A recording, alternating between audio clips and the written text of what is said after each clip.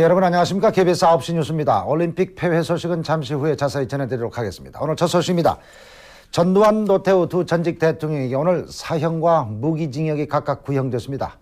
검찰이 오늘 결심 공판에서 법정 최고형인 사형과 또 무기징역을 선고한 것은 두 전직 대통령을 법정에 세운 궁극적인 의미가 과거 불행한 역사와의 단절을 꾀하는 데 있음을 분명히 한 것을 볼 수 있습니다.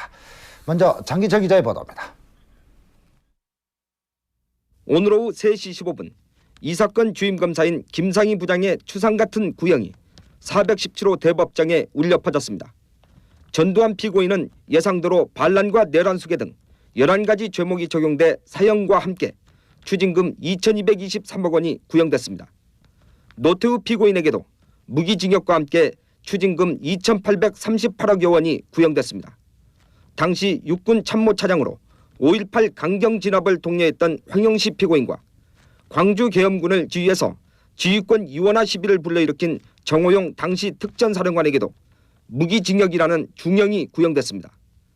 군 원로들 가운데서 신군부에 가장 협조적이었던 유학성 당시 3군 사령관에게는 징역 15년이, 불구속 기소된 차규현 당시 육사교장과 이희성 당시 계엄사령관, 그리고 주영복 당시 국방장관에게도 의외로 높은 징역 15년이 구형됐습니다. 허화평, 허삼수, 이학봉 피고인 등 이른바 보안사 3인방의 경우 참모 역할에 불과했지만 1등 공신인 점이 감안돼서 징역 15년의 중형이, 최세창 당시 3공세 단장은 광주 현지 지휘관이었던 점이 고려돼서 역시 징역 15년의 중형이 구형됐습니다.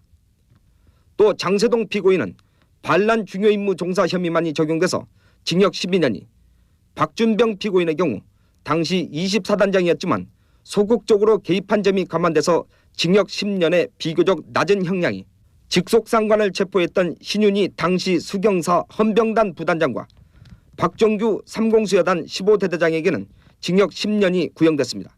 전두환 사형, 노태우 무기징역이 구형되는 순간 방청석에서는 우렁찬 박수 소리가 터져나왔고 전두환, 노태우 피고인 등 피고인들은 굳은 얼굴로 미동도 하지 않았습니다. 가슴에 한을 품은 채 재판을 지켜보던 5.18 유족과 부당자들의 가족이 기쁨의 박수를 친 것입니다. 평소 엄격하게 재판을 진행하던 김영일 재판장도 이를 제재하지 못했습니다. KBS 뉴스 장기철입니다. 네, 12.12와 5.18 관련 피고인들에게 이처럼 중형을 구형한 검찰은 오늘 피고인별 구형 배경을 자세히 밝혔습니다. 계속해서 이승환 기자의 보도입니다.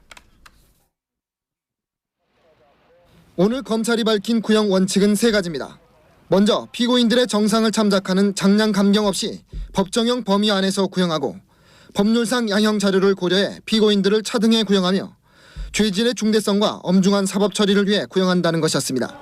이에 따라 내란과 군사 반란을 주도한 두 전직 대통령에게 중형이 구형됐습니다. 전두환 피고인 최고 책임자의 역할을 수행하여 반란 수괴 및 내란 수괴로 의율되었으며 특히 거액의 뇌물수수 등을 고려해서 법정 최고형을 구형했습니다. 노태우 피고인 거액의 뇌물수수 사건이 있으나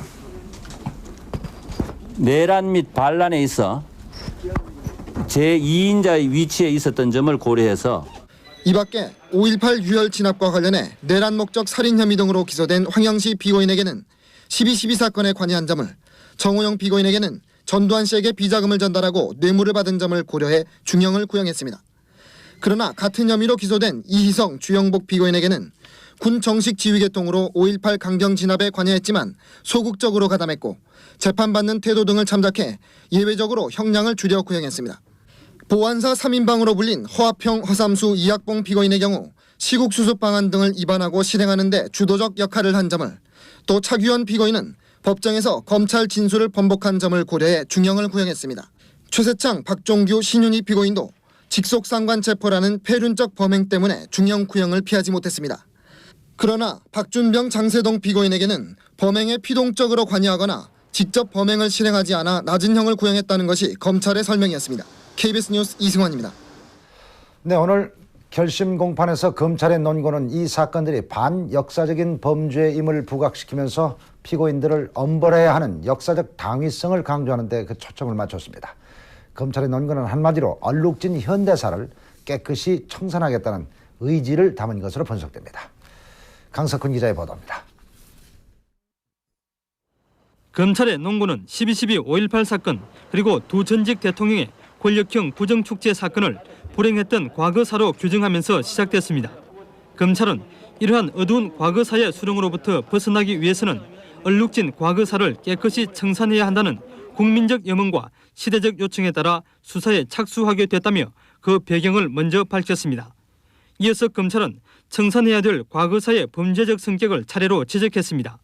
12.12 사건은 소수의 정치 군인들이 군의 주도권을 장악하기 위해 무력을 동원해 일으킨 하극상의 군사 반란이라고 규정했고 5.18 사건은 광주 시민들의 민주화 운동을 무력으로 강경 진압함으로써 무고한 사상자를 낸 내란과 반란 사건이라고 지적했습니다.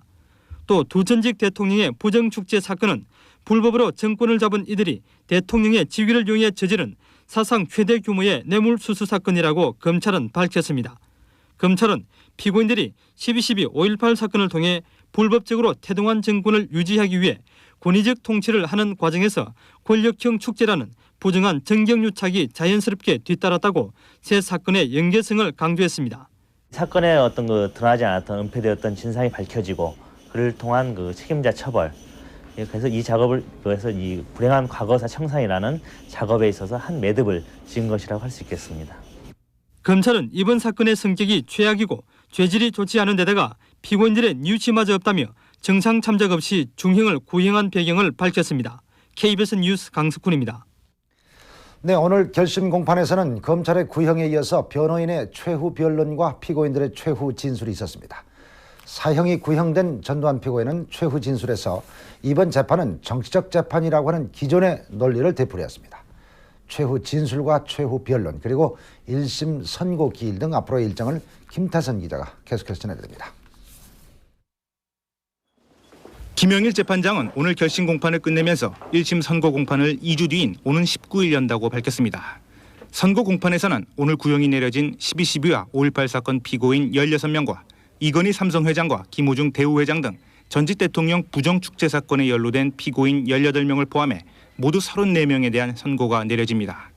이에 앞서 진행된 피고인 최후 진술에서 전두환 피고인은 전직 대통령으로서 법정에 서게 된 것은 전적으로 자신이 부덕한 소치로 국민들에게 죄송하다고 운을 뗀 뒤에 이번 재판은 과거 정권의 정통성을 심판하는 정치 재판이라고 주장했습니다. 전두환 피고인은 또 과거 정권에 대한 정치 보복이 자신에게 끝나길 바란다는 말로 최후 진술을 마쳤습니다. 이어 노태우 피고인은 참담한 심정이며 국민들에게 피해를 끼쳐드려 죄송하다고 말하고 그러나 자신이 한 행동에 후회가 없다며 12.12와 5.18의 정당성을 주장했습니다. 노태우 피고인은 특히 자신이 수천억 원의 돈을 모은 것은 개인 축제가 아니라 사회에 이바지하기 위한 것이었다고 거듭 항변했습니다. 국선 변호인으로 최후 변론에 나선 김수현 변호사는 12.12와 5.18 사건은 역사적 심판의 대상이지 사법 심판의 대상은 될 수 없으며 공소시효가 지났으므로 면소 판결을 내려야 한다고 변론했습니다. 또 정승화 총장 연행 등 12.12 사건의 전 과정은 적법한 절차에 따라 이루어졌으며 5.18 역시 국헌 문란의 목적이 없었다면서 피고인들의 무죄를 주장했습니다. 민인식 변호사는 당시 대통령이 재벌들로부터 돈을 받은 것은 정치적 관행이었기 때문에 무죄를 선고해달라고 호소했습니다. KBS 뉴스 김태선입니다.